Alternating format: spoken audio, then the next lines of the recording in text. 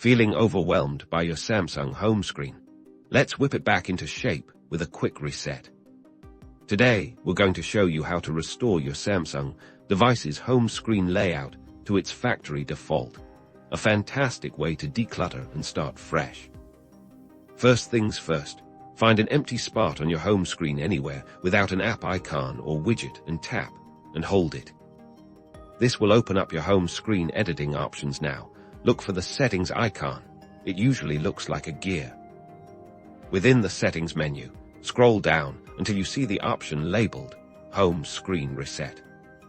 You'll then see a confirmation pop-up. This is where you confirm you want to go back to the original arrangement. Tap Reset, and just like that, your home screen layout will be restored to its default settings. All your apps will be neatly organized in their factory-placed positions. It's a super simple trick to give your phone a fresh start and make finding your apps a breeze. Follow us for more handy Samsung tips